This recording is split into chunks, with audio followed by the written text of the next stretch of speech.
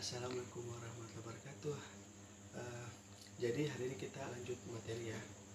Sebelum kita ke materinya, marilah sama-sama kita membacakan doa. Semoga apa yang kita pelajari pada pagi hari ini dapat bermanfaat bagi diri kita, bermanfaat bagi orang lain, dan menjadi amal jariah kita. Doa mulai. Selesai. Jadi selanjutnya saya absen dulu ya. Iya Pak. Iya, karena hari ini ada yang tidak hadir. Semuanya hadir ya, jadi karena semuanya hadir nggak perlu diabsensi lagi. Oke, sebelum ke materi, saya review kembali materi sebelumnya. Ada yang masih ingat materi sebelumnya? Jadi materi sebelumnya itu retikulum endoplasma.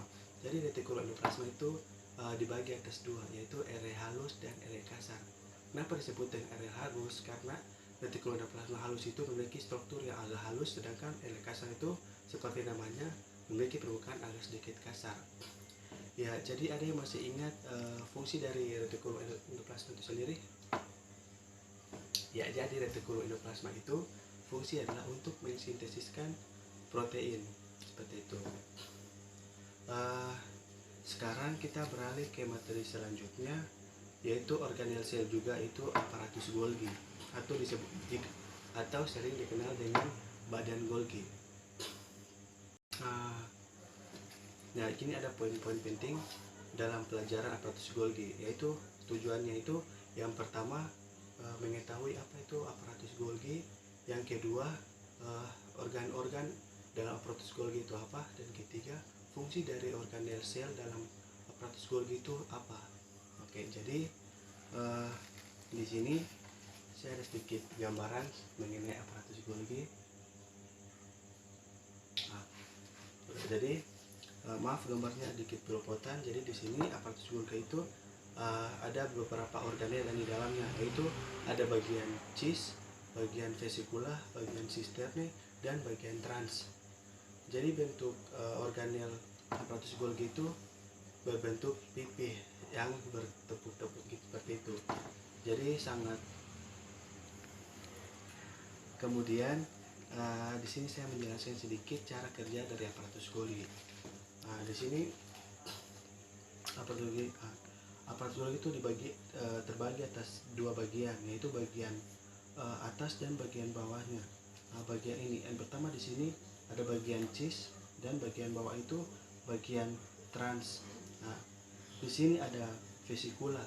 Vesikula itu banyak, bisa terdapat di bagian cis dan juga bagian trans. Kenapa bagian cis? Bagian cis ini sangat dekat dengan retikulum endoplasma. Kenapa? Karena mereka berdua memiliki fungsi hampir sama, tetapi aparatus Golgi ini sudah memfilterkan protein hasil sintesis dari retikulum endoplasma tadi. Jadi bagian cis ini mengambil senyawa-senyawa yang telah disintesiskan oleh retikulum endoplasma, kemudian dibawa ke dalam cis ini. Di dalam cis ini mereka mengolah sehingga aparatus Golgi ini mengelola sehingga senyawa aktif yang hasil sintesis dari retikulum endoplasma tadi diolah, sehingga ada dua yang akan mereka dapat, yaitu misalnya zat-zat sisa itu akan mereka keluarkan, sedangkan senyawa-senyawa yang aktif tadi itu mereka simpan di dalam sisterne ini. Jadi fungsi dari aparatus Golgi ini dalam sel tumbuhan dapat memperbaiki dinding sel. Jadi jika ada dinding sel yang rusak, aparatus Golgi ini bertujuan untuk memperbaikinya. Oke, jadi saya kira materi pada hari ini bisa manfaat untuk kita dan bermanfaat untuk orang lain. Terima kasih. Sebelum saya tutup school pada hari ini, saya mengingatkan kembali bahwasanya dunia kita ini, bumi kita itu sangat prihatin karena ada datang satu wabah, yaitu wabah COVID-19 atau virus corona. Jadi saya menghimbau bahwasanya banyak sekali isu-isu yang berdatangan atau disebut dengan hoax.